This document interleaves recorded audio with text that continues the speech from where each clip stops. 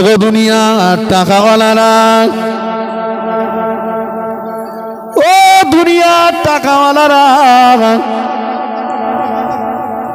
তোমার জল করে কাজ করা, তোমার জল করে কাজ করা ওই জন্মজদুরগুলো, তোমার জমিতে কাজ করা জন্মজদুরগুলো, ওদেরকে তুমি ছোট মোটা কথা বলো না, ওদেরকে নিচু নজরে দেখো না, ওদেরকে তুমি মান সম্মান হানি করো না। কেননা মনে রাখো, ওরা যদি তোমার জল করে কাজ না করতো, ওরা যদি তোমার জল করে পাহারাদার না হতো, জলকরের মালিক বলে তোমার মনে হতো না, তোমাকে নিজেকেই কিন্তু জলকর পাহারা দিতে হতো। সেদিন তোমার নিজেকেই পাহারাদার সাজতে হতো, সেদিন তোমাকে আর জলকরের মালিক বলে মনে হতো না। তোমার জলকরে কাজ করা ওই জন্মজদুরগুলো যদি না থাকতো, তোমার জলকরে উৎপন্ন হওয়া মাছগুলো, মাছের বোঝাগুলো তোমার নিজে মাথায় করে আড়তে কাঁটায় নিয়ে যেতে হতো। সেদিন তোমাকে কিন্তু জলকরের মালিক বলে মনে হতো না। ওরা কাজ করছে বলেই তো আজকে তোমার জলকরের মালিক বলে মনে হচ্ছে। ও জমিদার, তোমার জমিতে কাজ করা জন্মজদুরগুলোকে ছোট মোটা কথা বলো না, ওদের মান সম্মান হানি করো না, ওদেরকে নিচু নজরে দেখো না। ওরা যদি তোমার জমিতে কাজ না করতো, তোমার ধান তোমার নিজেই রুতে হতো, ধান তোমাকে নিজেই কাটতে হতো, কাটা ধান নিজেই তোমাকে বানতে হতো, আর ধান নিজেই তোমাকে বয়ে বয়ে বাড়ি নিয়ে আসতে হতো, নিজেই ঝাড়তে হতো।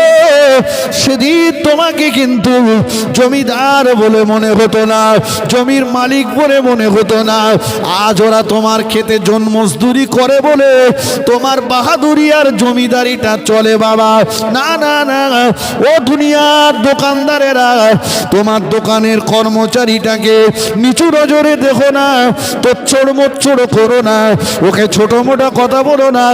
ও যদি তোমার দোকানের কর্মচারী না হতো, তুমি মালিকের চেয়ারে বসে বসে মালিকানা করতে পারতে না, দোকানের মাল কিন্তু নিজেই তোমাকে দিতে হতো।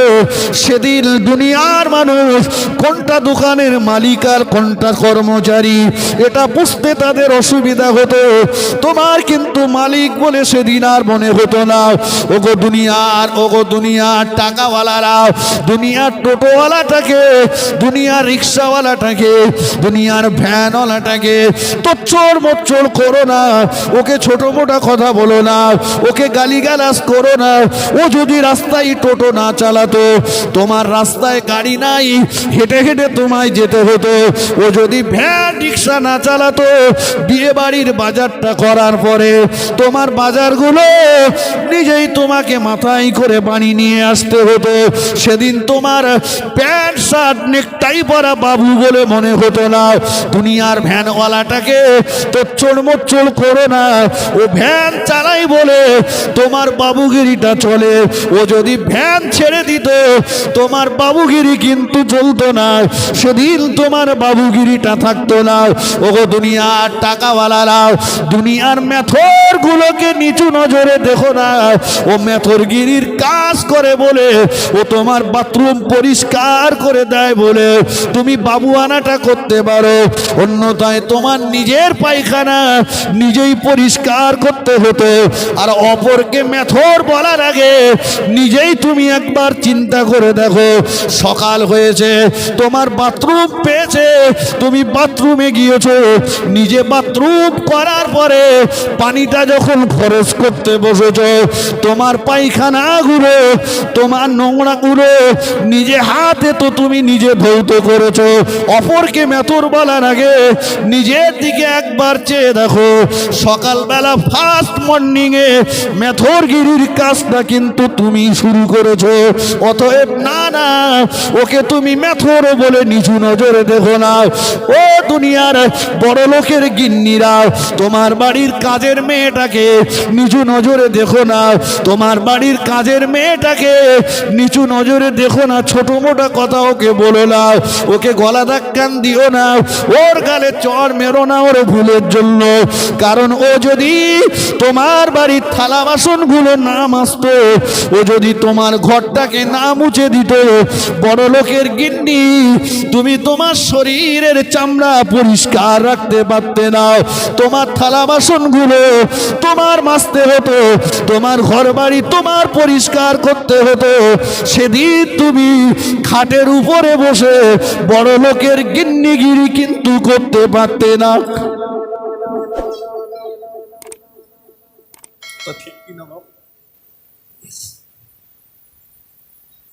আলো আছে বলেই অন্ধকারটা বুঝেছি, অন্ধকার আছে বলেই আলোর মজাটা পেয়েছি, ঠিক কি না? গরিব আছে বলেই বাহাদুরিটা চলছে।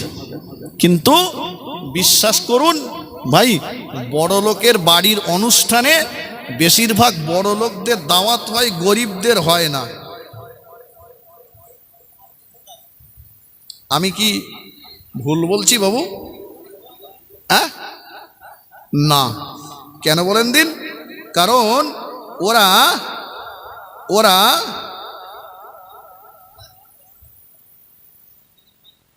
গরিবকে দাওয়াত করে না, কিন্তু আসলে ওরা জানে না যে আমি যেদিন মরে যাব, যে কটারে দাওয়াত করে এনেছি এরা কেউ আমার কবর খুঁড়তে যাবে না। কারণ এরা তো কোদাল চালাতে পারে না।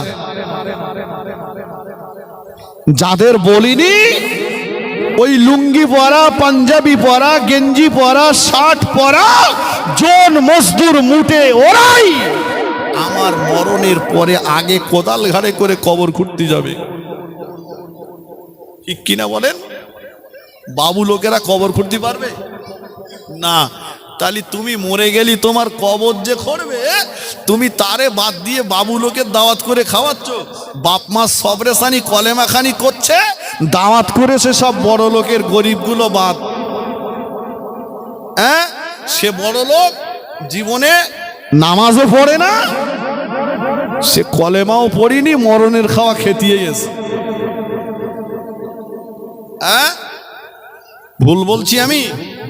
রসুল বলেছেন ওই মজলিসে যেও না, রসুল বলেছেন ওই মজলিসে যেও না যে মজলিসে কোনো গরিবের দাওয়াত হয় না, কোনো গরিবের আমন্ত্রণ হয় না, ওই মজলিসটাতে তোমরা যেও না। কারণ যেখানে গরিবের আগমন ঘটে না, যেখানে গরিব মানুষের প্রাণ আগমন ঘটে না, যেখানে গরিব মানুষেরা ইনভাইট পায় না, দাওয়াত পায় না, সেখানে মহান আল্লাহর রহমত নাজিল হয় না। কথা বুঝেছেন ভাই? গরিবের দাম কে দিয়েছে? কথা বলেন, আল্লাহ। শুধু এই বিষয়টাকে নিয়ে যদি বলি রাত পার হয়ে যাবে, শেষ হবে না। গরিবের কত সম্মান। দিল্লির জুমা মসজিদের নকশাটা সম্রাট শাহজাহানের স্বপ্নে দেখা নকশা, ওটা দুনিয়ার কোনো টাকাওয়ালারা, দুনিয়ার কোনো আর্টিস্টেরা বানায়নি, ওটা দুনিয়ার একজন গরিব অসহায় আল্লাহর ওলি বানিয়ে দিয়েছিলেন। জোরে বলুন। আমি কি ভাবছি, আমি জোনায়েদ রাত গেলে হয়তো 10,000 টাকা ইনকাম করি, কিন্তু আমার 10,000-এ অনেকটা ভেজাল ঢুকে গেছে। আর একটা ভ্যানওয়ালা সারাদিন, টোটোওয়ালাটা 400 টাকা ইনকাম করেছে, মাথার ঘাম পায়ে ফেলেছে, ওর 400 টাকার 4টে আনাও ভেজাল হয়নি। ও ওই টাকায় খেয়েছে, আল্লাহকে ডেকেছে, আল্লাহ পাক এক চান্সে ওর ডাকে সাড়া দিয়েছে। জোরে বলুন, একটু জোরে বলেন। আমি যেটা করতে পারিনি ও সেটা, ওর টাকায় ভেজাল নেই। আর দেখবেন যত গরিবের হক মেরে, জাকাত ফাঁকি দিয়ে যে ধনীদের শতকরা 2.5 টাকা, হাজারে 25 টাকা, লাখে 2,500 টাকা, এটা হলো গরিবের হক। এই গরিবের হক মেরেছে। কত ধনী রয়েছে বলে আমার টাকা লোকের দিতে যাব, আমি কি পাগল হয়ে গেছি? আল্লাহ বলে নে রাখ, তবে দেখ আর চুপ করে থাক, তোর খাওয়াও বন্ধ, শোয়াও বন্ধ। তার মানে বলতেছে দেখ, তুই নরম জায়গায় শুতে পারবি না, শক্ত জায়গায় শো। বলে 1.5 লাখ টাকা দিয়ে খাট কিনলাম, ওতে শোবো না? আল্লাহ বলে না, ওতে তো শোয়া হবে না, শক্ত জায়গায় মেজে শো। আর গোশত চলবে না, বড় মাছ তুই খেতে পারবি না, ডিম তোর খাওয়া যাবে না, ভাত বেশি খাবি নে, 50 গ্রাম চালের ভাত খা, আর রাত্রি 2টো রুটি খা। আর টোটোওয়ালা, ভ্যানওয়ালা, রিক্সাওয়ালা ওরে বলে তুই সন্ধ্যেবেলা আয়, 7টার সময় মাল যা পাবি টেনে দে। ও গরুর গোশত 1.5 কেজি কিনে এনেছে, বসে একদম খেয়ে সকালবেলা ব্যাস ক্লিয়ার। বলো কথা ঠিক কিনা বলেন? আল্লাহ পাকের শুকরিয়া। আল্লাহ বুঝেন না,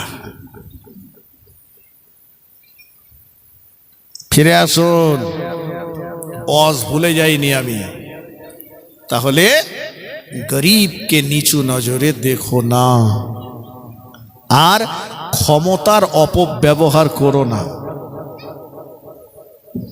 বুখারী শরীফের হাদিস শরীফের ভিতরে এসেছে, কিয়ামতের ময়দানে আল্লাহ পাকের একটা বান্দার নামাজের পাল্লা ভারী হয়ে যাবে, রোজার পাল্লা ভারী হয়ে যাবে, দান সদকার পাল্লা ভারী হয়ে যাবে। আল্লাহ পাক বলবেন, ও আমার বান্দা চলে যাও, আমি আল্লাহ আমার দয়ার জান্নাতে চলে যাও। আল্লাহ পাক ওই সময়তে বলবে, আল্লাহ পাক বলবেন, ও আমার বান্দা চলে যাও, আমার দয়ার জান্নাতে চলে যাও। আল্লাহ পাক যখন জান্নাতের ফরমান সিটি জারি করে দেবেন, হঠাৎ একজনা ব্যক্তি এসে সামনে দাঁড়িয়ে যাবে, হঠাৎ আল্লাহর এক বান্দা এসে সামনে দাঁড়িয়ে যাবে। ও আল্লাহ পাকের বান্দা, ও আল্লাহ পাকের বান্দা, আল্লাহ আপনাকে জান্নাতের ফরমান সিটি জারি করে দিয়েছেন, কিন্তু দুনিয়ার জমিনে আপনি যে আমার গালে অন্যায়ভাবে চড় মেরেছিলেন, দুনিয়ায় আমার ক্ষমতা ছিল না, প্রতিবাদ করতে পারিনি, আজকে আমার বদলাটা আমাকে দিয়েই তবে জান্নাতে যেতে হবে। আল্লাহ পাক সব জানেন। আল্লাহ বলবেন, ও বান্দা কি বলছো বলো। আল্লাহ পাক আপনার বান্দাকে আপনি জান্নাতে যাওয়ার ফরমান সিটি জারি করেছেন, আপনার বান্দার বিরুদ্ধে আমার একটা অভিযোগ আছে। কি অভিযোগ আমার বান্দা? আল্লাহ পাকের বান্দা বলবে, ও আমিন, আল্লাহ পাক কদ্দারা বানি খাজা, আপনার বান্দা দুনিয়ার জমিনে অন্যায়ভাবে আমার গালে চড় মেরেছিল, দুনিয়ায় আমার ক্ষমতা ছিল না, প্রতিবাদ করতে পারিনি, প্রতিবাদ যদি করতে যেতাম আবার আমাকে মার খেতে হতো। দুনিয়ায় চড় মেরেছে, চোখের পানি ফেলেছি, নীরবে বাড়ি চলে এসেছি। আল্লাহ দুনিয়ায় ক্ষমতা ছিল না, প্রতিবাদ করতে পারিনি। আল্লাহ কিয়ামতের ময়দানে তার উচিত বিচার চাই। আমি হাদিস বলছি, গল্প না। ও আমার একজন ব্যক্তি এসে দাঁড়িয়ে যাবে, ওর রব্বুল আলামিন আল্লাহ পাক আপনি আপনার বান্দাকে জান্নাতের ফরমান সিটি জারি করে দিয়েছেন, কিন্তু আপনার বান্দার বিরুদ্ধে আমার একটা অভিযোগ আছে।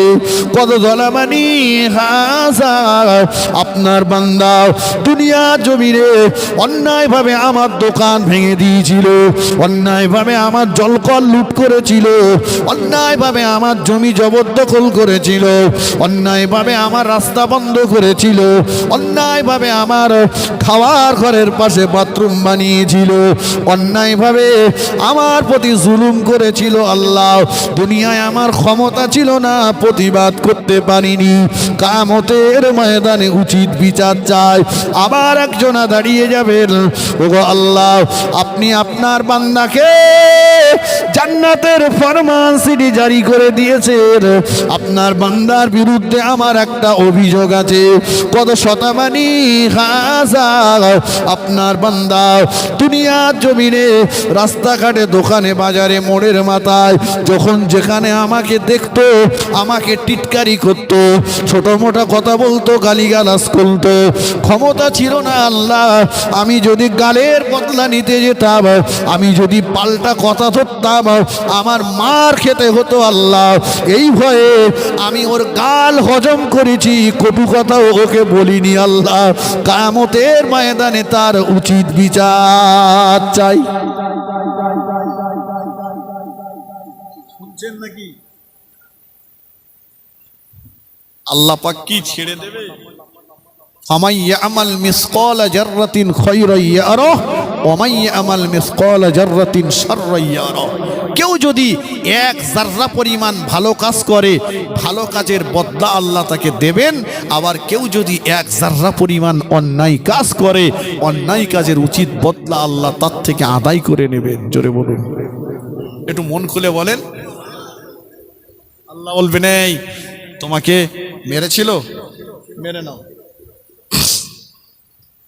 মারো। আল্লাহ বলবে বান্দা তোমার প্রতি জুলুম করেছিল, তুমি আজকে ওকে জুলুম করো। তোমাকে গাল দিয়েছিল, ছোট মোটা কথা বলেছিল, বলে নাও।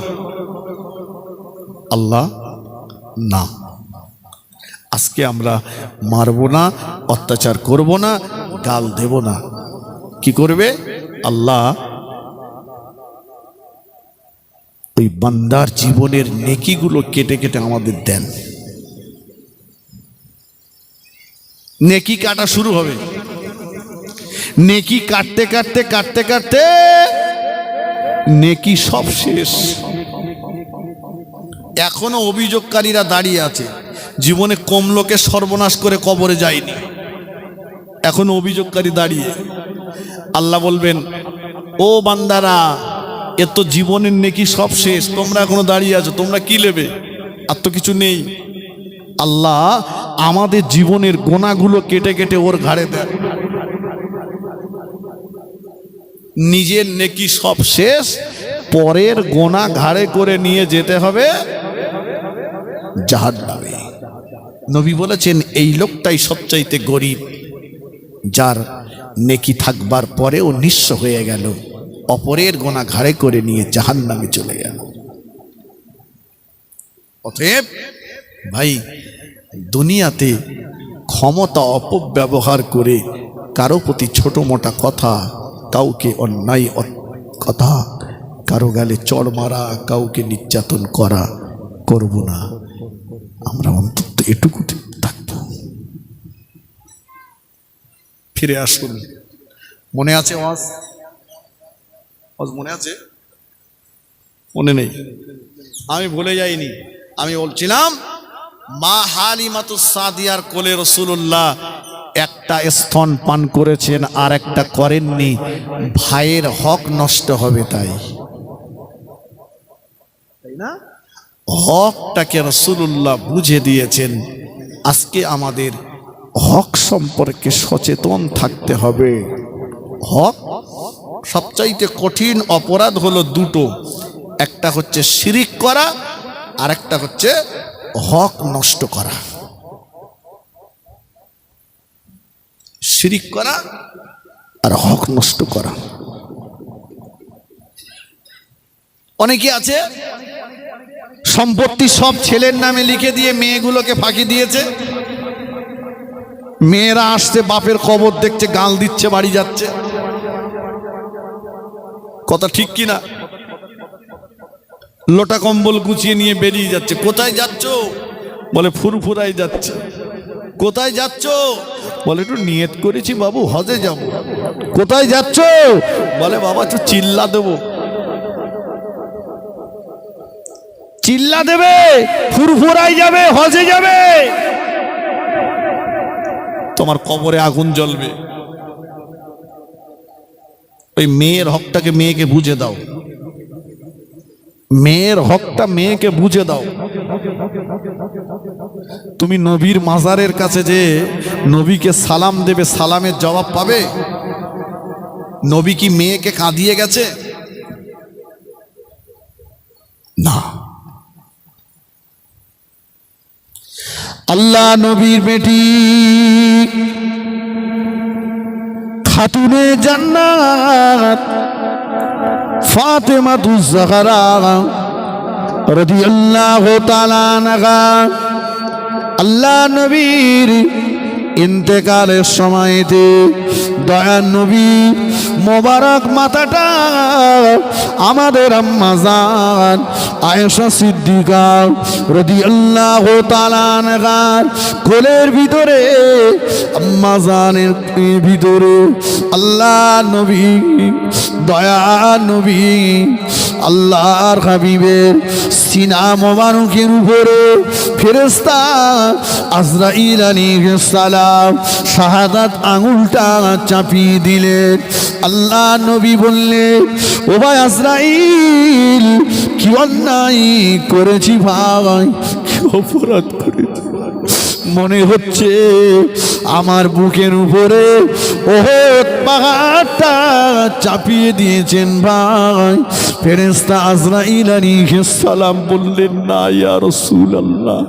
আল্লাহ নবী বললেন, ও আজরাইল আলাইহিস সালাম, আমার মনে হচ্ছে ওহদ পাহাড়টা আমার বুকের উপরে চাপিয়ে দিয়েছেন ভাই।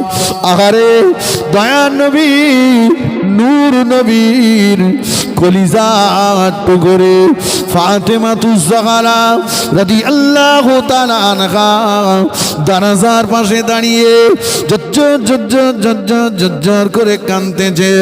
নবী আমার ওই অবস্থাতে, ওই কঠিন মুহূর্তেও আল্লাহ নবী ইশারা করে ফাতেমাকে ডাকলেন, বেটি ফাতেমা, ও মা ফাতেমা, আমার দিকে আগিয়ে এসো মা। আল্লাহ নবীর বেটি খাতুনে জান্নাত নবীর দিকে আগিয়ে গেলেন। দয়াল নবী ফাতেমাকে কাছে ডেকে নিলেন, হাতটা বাড়িয়ে দিয়ে ফাতেমার চোখের পানিটা মুছিয়ে দিয়ে বললেন, ও বেটি ফাতেমা, কেঁদো না মা, কেঁদো না, এমন করে চোখের পানি ফেলো না মা। আমি তোমার আব্বা জান, তোমার চোখের পানি দেখে যেতে চাই না মা। তোমার চোখে পানি দেখে আমার বড় কষ্ট হচ্ছে মা। তোমার চোখে পানি দেখে আমার বুকটা ফেটে যাচ্ছে মা। তোমার চোখে পানি দেখে কলিজাটা যেন আমার ফেটে যাচ্ছে মা। কেঁদো না, কেঁদো না মা, কেঁদো না, ও বেটি ফাতেমা, এমন করে কেঁদো না। আমি তোমার আব্বা জান, তোমার কান্না দেখে যেতে চাই না মা। তোমার হাসি মুখটা দেখে যেতে চাই। ফাতেমাতুজ জাহরা কান্না বন্ধ হয় না। দয়ার নবী আমার ফাতেমাকে নিজের কাছে টেনে নিয়ে ফাতেমার চোখের পানি মুছিয়ে দিয়ে বললেন, ফাতেমা কেঁদো না মা, তোমার চোখে পানি দেখে আমার বড় কষ্ট হচ্ছে মা। ও বেটি ফাতেমা, কেউ চিরকাল বেঁচে থাকবে না মা। সবাইকে একদিন দুনিয়া থেকে চলে যেতে হবে। সবাইকে একদিন দুনিয়া থেকে বিদায় নিতে হবে মা। কেঁদো না মা, কেঁদো না, তোমার কান্না আমি দেখে যেতে চাই না।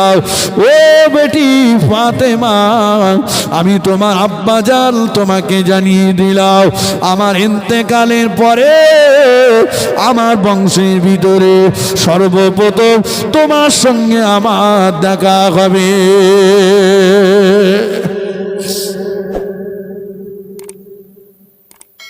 এই কথা যেই না বললেন, ফাতেমাতুজ জাহরা রাদিয়াল্লাহু তাআলা আনহা মিসকি মেরে হেসে ফেললেন। জোরে বলুন। আল্লাহ রসুল ফাতেমাকে কাঁদিয়ে গেছেন না হাসিয়ে গেছেন? আপনি মেয়েকে কাঁদিয়ে কোথায় যাচ্ছেন? নবীর মাজারে? সালামের জবাব দেবে রাসূলুল্লাহ? না, মেয়েকে বুঝে দেন। মেয়ে বলে তাকে নিচু নজরে দেখবেন না, মেয়ে বলে তাকে নিচু নজরে দেখবেন না। মেয়ে হয়েছে মানে আপনি সৌভাগ্যবান। আল্লাহ নবী বললেন, মেয়ের বাপের জন্য আমি রাসূলুল্লাহ জান্নাতি জমিনদার হয়ে গেলাম। মন খুলে বলা যাবে না? জোরে বলেন।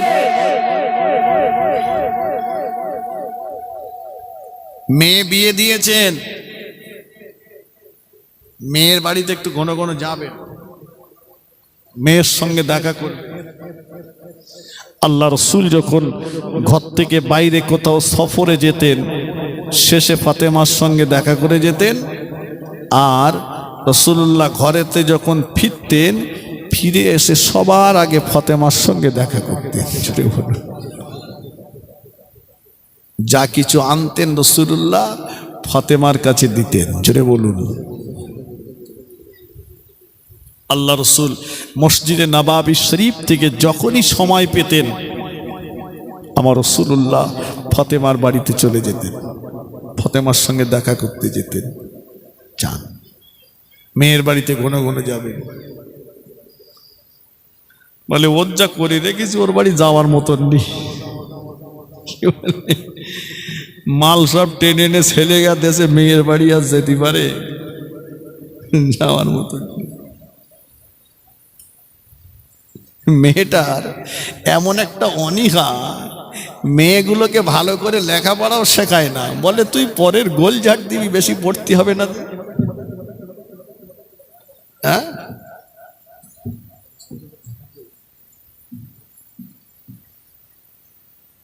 লেখাপড়াও শেখায় না। বাপ একটা মেয়ে, তুই তো পরের বাড়ি গোলঝাড় দিতে যাবি, তোর আর বেশি পড়তে হবে না। তো তিনটে ভাই জমি জায়গা যা আছে বেচে কিনে ওদের পিছনে একটু ব্যয় করে ওদের একটু মানুষ তৈরি করে যায়। কি করবে? বাপ সম্পত্তি বিক্রি করে লক্ষ লক্ষ টাকা ব্যয় করে একটাকে ডাক্তার করেছে, একটাকে উকিল করেছে, একটা মাস্টার করেছে। মেয়েটার খুব বেশি লেখাপড়া শেখায়নি, ওর সামথিং কিছু গহনাগাটি দিয়ে বিয়ে দিয়ে দিয়েছে। তিনটে ভাই যোগ্য হয়ে গেছে, ডাক্তার, মাস্টার, উকিল হয়ে গেছে। এখন বাপ ইন্তেকাল করেছে, মারা গেছে। জানাজা হবে, কাফন পরিয়ে খাটিয়া করে নিয়ে জানাজার ময়দানে হাজির। এখন জানাজায় লাশ রেখে বলা হয় তো নাকি যে দুনিয়ায় যদি কোনো ভুল ত্রুটি করে থাকে আপনারা ক্ষমা করে দেন, আর ঋণ দেনা যদি কেউ পায় মাফ করে দেন, মাফ যদি না করেন ছেলেদের বললে দিয়ে দেবে। ছেলে উঠে আল্লাহ আমার বাপ চলে গেছে, আপনারা যদি ঋণ দেনা পেয়ে থাকেন আমাকে বলবেন, আমি দিয়ে দেবো। পাক্কা চিটিং বাস, এ মাল দেবে না? বলো দেবে? যে সারা জীবন ওর বাপের ভাত দেয়নি সে মাল দেবে কি করে? হ্যাঁ, যে সারা জীবন বাপের ভাত দেয়নি, মারে ভাত দেয়নি, সে বাপের ঋণ শোধ করবে বলে মনে হয়?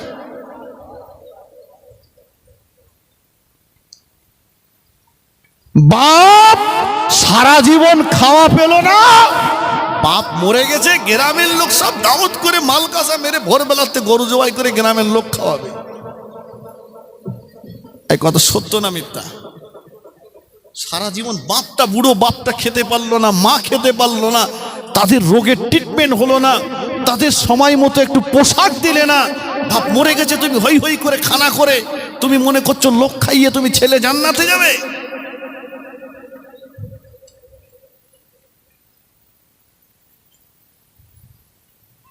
জীবিত অবস্থায় সেবা করো, মা বাপ বেঁচে আছে ওদের খেদমত করো। সবচাইতে বড় পীর তোমার বাপ আর তোমার মা। পৃথিবীতে এত বড় পীর আর কেউ নেই। পীরের দোয়া কবুল হতেও পারে, নাও পারে, গ্যারান্টি নেই, কিন্তু মা বাপের দোয়া আল্লাহর আরশে আজিমের মাঝখানে কোনো পর্দা থাকে না, ওই দোয়াটা ডাইরেক্টলি আল্লাহ পাকের দরবারে কবুল হয়ে যায়। জোরে বলেন, জোরে বলেন। জীবনে বাপের পায় মার পায় হাত দেয় না, হুজুর আসলি হুবুর খেয়ে পড়তেছে। তুমি হুজুরের পায়ে হাত দাও, আমার আপত্তি নেই, তবে বড় হুজুর বাদ দিলে কেন? কথা বোঝনি? বাপ মাকে বাদ দিলে কেন? বাপ মার সঙ্গে আলাপ নেই। ঈদগাহ ময়দানে যাওয়ার আগে বাপ মার সঙ্গে আলাপ হলো না, বাপ মার একটা, মাকে একটা শাড়ি দিলে না, বাপকে একটা লুঙ্গি দিলে না। জানো আমাদের দেশে দুর্ভিক্ষ ছিল, অভাব ছিল, খাওয়ার কষ্ট ছিল, জবের আটা মাইলো ভুট্টা খেয়ে পরের বাড়ি জোন মজদুরি মেনদারি রাখালি করে ফ্যান আমানি চেয়ে নিয়ে আমাদেরকে মানুষ করেছে। কথা ঠিক কিনা বলেন? 10 দিন 15 দিন 20 দিন মাসে একবার দুবার ভাত রান্না হতো বাড়িতে। যেদিন ভাত রান্না হবে সেদিন বাড়িতে এত আনন্দ হবে যে আজকে বাড়িতে ভাত রান্না হবে। কিন্তু তারা কষ্ট করে নিজেদের জীবন বাজি রেখে সোনার মানিকদের ঘরে মানুষ করে জমি জায়গা ভিটে বাড়িগুলো সব রেখে আজ তারা কবরে চলে গেছে। ছেলে তুমি বাহাদুরি করছো, তুমি বাহাদুরি করছো। মনে রেখো তোমার বাড়ির থেকে বিপদ যায় না, বালা মুসিবত যায় না। তুমি মনে করছো আমি তদবির করলেই যাবে, ওরে হবে না। কবরবাসীদের পক্ষ থেকে, মৃত ব্যক্তিদের পক্ষ থেকে দুটি দোয়া আসে, একটা হলো নেক দোয়া আর একটা হলো বদ দোয়া। আমাদের আপনজন আব্বা মা দাদা দাদি নানা নানি যারা কবরে চলে গেছে, ওরা শুয়ে শুয়ে শুয়ে শুয়ে কবরে দেখে সারা রাত দিনের ভিতরে আমার ছেলে, আমার নাতি, আমার পোতা, এরা আমার কথা একবারও মনে করলো না, একবারও বললো না রব্বির হামহুমা কামা রব্বায়ানি সগীরা। ওদের কথা মনে হলো না, মনে করলে না, ওদের জন্য একটু কিছু সওয়াবের হাদিয়া না পাঠিয়ে তুমি শুয়ে পড়লে। ওরা কবরে শুয়ে শুয়ে বলে আল্লাহ ওরা যেমন আমাদেরকে ভুলে গিয়েছে আপনি ওদের ভুলে যাবেন।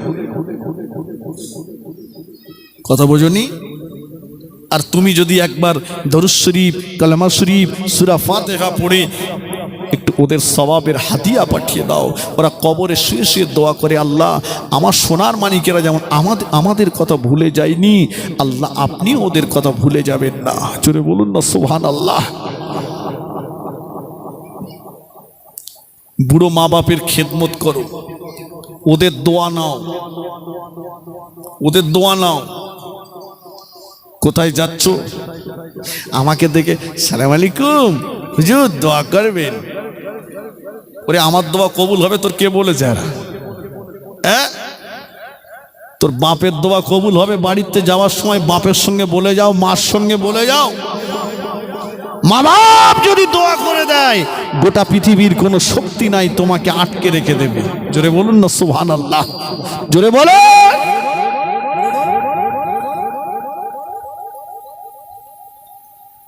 নবী বলেছেন জান্নাত মসজিদে নেই, মাদ্রাসায় নেই, মক্কায় নেই, মদিনায় নেই। ইন্নাল জান্নাতা তাহতা আকদাম উম্মাহাতিকুম, তোমাদের জান্নাত হলো তোমাদের জনম দুঃখিনী মায়ের পায়ের তলায়। জোরে বলুন, একটু জোরে বলেন। মায়ের পায়ের তলায় জান্নাত। সেই মা বাপকে ভুলে যেও না, তাদেরকে কষ্ট দিও না। জানেন, দুঃখের সঙ্গে বলতে হয়, অনেক ছেলে আছে সারাটা বছর পেরিয়ে গেল মাকে মা বলে ডাকে না। আমি শোনা কথা বলছি বাবা, অনেক মা আমার কাছে এসে কাঁদে, নালিশ করেছে, কচি ছেলে বিয়ে দেওয়ার পরে সারা বছর একবারও মা বলে ডাকে না, একটা শাড়ি দেয় না। বুড়ো বাপটা বয়স হয়েছে, খুব খুব করে কাশছে, তার একটা কাশির সিরাপ হলো না। আরো গিন্নি বলেছে যে তোমার বাপ সারা রাত কাশে, ঘুম হয় না, বারান্দা থেকে নামাও। গিন্নির কথা শুনে এ গাঁড়ল বাপ মারে রান্নাঘরে জায়গা করে দিয়েছে। বুঝতে পারেননি? অনেকে পীরের কাছে মুরিদ আর অনেকে গিন্নির কাছে মুরিদ হয়েছে। বাজার থেকে খাবার টাবার গুলো এনে গিন্নির কাছে দেয়, দিয়ে পরে ভিখারির মতো চাচ্ছে, আমার মার একটু দিস, আমার আব্বার একটু দিস। গাঁড়ন কথা বুঝেনি? তোমার মা বাপকে দেবে, গিন্নিকে চুরি করে দিতে হবে কেন?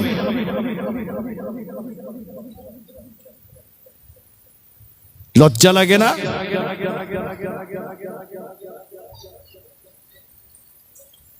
অনেক বাপ আছে দুঃখ করে, কষ্ট করে, বলে কত কষ্ট করে বেটাকে মানুষ করেছি কচি, একবারও খোঁজ নেয় না যে আব্বা তোমার শরীরটা কেমন যাচ্ছে। কত কষ্টে যায় বাপ। বউ মারা ছোট মোটা কথা বলবে এই ভয়ে চুপ করে থাকে, চুপ করে থাকে, কিছু বলে না, কিছু বলে না। পারো না আব্বার পাশে যে বসতে, আব্বা বয়স হয়ে গেছে, বুড়ো হয়ে গেছে। মানুষ যখন বয়স হয়, বুড়ো হয়ে যায়, তখন তাদের স্বভাব চরিত্রটা বাচ্চাদের মতো হয়ে যায়। কথা ঠিক কিনা বলেন? তারা এখন বাচ্চাদের মতো হয়ে গেছে। তুমি এখন চাও ওদের পাশে বসো, জিজ্ঞাসা করো, আব্বা তোমার কিছু খেতে ইচ্ছা হচ্ছে, ছেলে বলো। হুজুর এসেছে, পুকুরের বড় বড় মাছ ধরেছ, বাগদা মাছ, কালিয়া, কত্তা খাওয়াচ্ছ হুজুরকে। বুড়ো মা বাপকে কোনোদিন খাওয়ালে না, হুজুর খাইয়ে জান্নাত পাবা না। মা বাপকে খাওয়াও, মা বাপ খুশি তো আল্লাহর আরশে আজিম খুশি। জোরে বলুন, জোরে বলেন।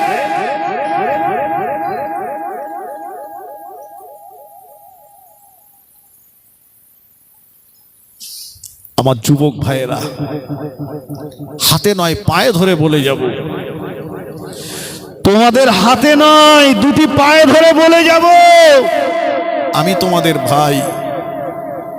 মা বাপ হচ্ছে একটা মূল্যবান নিয়ামত। আমি কোনো বড় লোকের ঘরের ছেলে না, আমি কোনো বড় লোকের ঘরের ছেলে না। আজকে আল্লাহ আমাকে 4 চাকা গাড়ি চাপিয়ে বেড়াচ্ছেন। আমি মাইকে বলি, আমার আব্বা পরের বাড়ি জন মজদুরি রাখালি করে আমাদেরকে মানুষ করেছে। আমার আব্বা যান নিজে অসুস্থ, খুব অসুস্থ। জলসায় যখন বার হই মাঝে মাঝে আব্বা কাঁদে। মাঝখানে আব্বা এখন প্রচণ্ড অসুস্থ, ডাক্তার বলছে 2টো কিডনি কাজ করছে না। আমি আব্বাকে ভর্তি করলাম কলকাতা অ্যাপোলো হসপিটালে, অ্যাপোলোতে। এক সপ্তাহ 10 দিনের ভিতরে 3 লক্ষ টাকার উপরে বিল হলো। আমি টাকার দিকে দেখিনি, আমি শুধু এটাই মনে মনে করেছি, আমার আব্বা অনেক কষ্ট করে আমাদের মানুষ করেছে। আব্বা যেন মনে এটা না করে যে আমার ছেলেরা টাকার চিন্তায় আমাকে কোনো বড় জায়গায় চিকিৎসা করানি। হায়াত মৌতের মালিক আল্লাহ, কথা ঠিক কিনা বলেন? কিন্তু আব্বা যেন মনে মনে এটা বলে। আমি বললাম, আব্বা গাড়িতে করে নিয়ে যাই আর বলি, আব্বা কোনো টেনশন করবেন না, যতদিন আল্লাহ আমাকে হায়াতে রেখেছেন চেষ্টা করে যাব, আপনি শুধু আমার জন্য একটু দোয়া করবেন। বর্তমানে যে ডাক্তার আমি আব্বাকে দেখাচ্ছি 1700 টাকা ফিস, কলকাতা মণিপাল হসপিটালে বসে।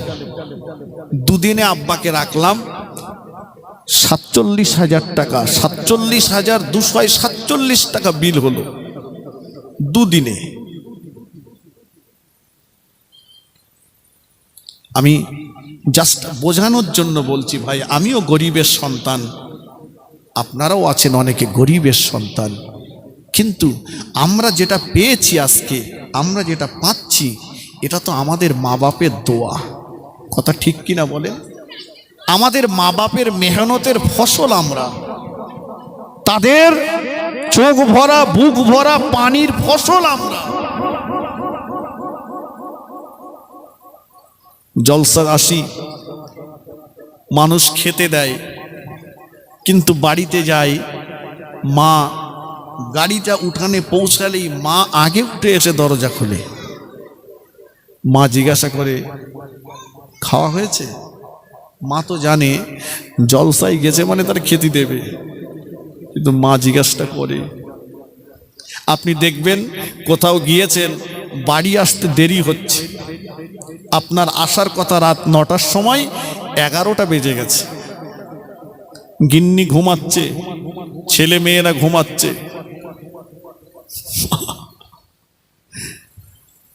গ্রামে কারেন্ট নাই, মা লম্পটা জেলে বাতিটা জেলে পোটের কাছে চুপ করে বসে আছে। আব্বাকে বলছে, দেখো না, ঘরে বসে আছো, রাস্তার দিকে যাও না। দূর থেকে দেখছি আমি হেঁটে হেঁটে বাড়িতে আসছি, দেখতে পেলাম রাস্তার ধারে কে যেন একজনা ব্যক্তি অন্ধকারে ঘোরাঘুরি করছে। আগিয়ে এসে দেখলাম ওই ব্যক্তিটা অন্য কেউ নয়, উনি বলেন আমার আব্বা যান। আব্বা রাস্তায় ঘুরছে, কচিরে ব্যাটারে এত রাত হলো কেন বাবা? তোর জন্য যে এখনো শুতে পারলাম না। আব্বার সঙ্গে বাড়িতে আসছি, জনম দুঃখিনী মা লম্পটা জেলে বাতিটা জেলে পোটের কাছে বসে আছে। দেখবে যেই না ঘরে ঢুকলে, মায়ের সামনে আসলে মা বলে, কচি রে কেন এত দেরি হয়েছে বাবা? তোর কোনো বিপদ হয়নি তো, কোনো মুসিবত হয়নি তো বাবা? ছেলে সারাদিন তোর কি খাওয়া হয়েছে? বলে না, বলে না, কথা বলেন। বালিশ মন্ত্রী ঘুমোচ্ছে, বালিশ মন্ত্রী কি করছে বললাম? ঘুমোচ্ছে। মন্ত্রী উঠে জিজ্ঞাসা করছে, প্রতিদিন এক টাইমে আসো, আজকের এই টাইমে এসেছো, এত রাত করে ফিরলে, কত টাকা কামাই করলে? দুটো ভাষার ভিতরে কত পার্থক্য দেখেছেন? মা নিল পেটের খোঁজ আর গিন্নি নিল পকেটের খোঁজ, এটাই পার্থক্য। মা যেদিন থাকবে না সেদিন পাহারাদার থাকবে না, বাপ যেদিন থাকবে না পাহারাদার থাকবে না, খোঁজ নেওয়ার মানুষটা থাকবে না। অতএব মা বাপ যাদের আছে দুনিয়াতে মা বাপের সেবা করুন, মা বাপ যাদের হারিয়ে গেছে তাদের কবরের পাশে যান, তাদের কবরটা জিয়ারত করুন, তাদের জন্য একটু সওয়াবের হাদিয়া পাঠিয়ে দেন। আল্লাহ আমাদের সবাইকে বলা শোনার চাইতে বেশি বেশি আমল করবার তৌফিক দেন। বলুন সকলে আল্লাহুম্মা আমিন। জোরে বলেন আল্লাহুম্মা আমিন। সকলে আসেন বিশ্ব নবীর শানে একটু সালাম পড়িয়া নবী সালাম। তালাল বাদরু আলাইনা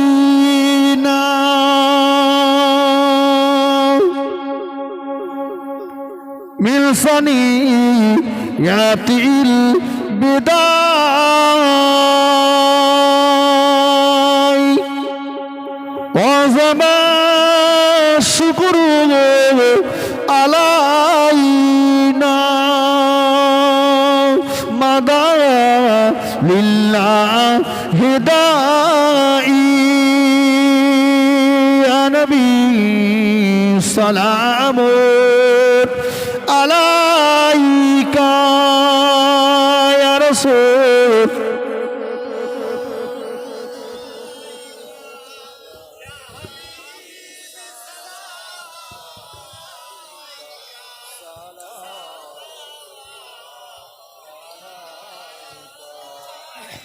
আজানে শুনি আপনার নাম, কলেমায় পড়ি আপনার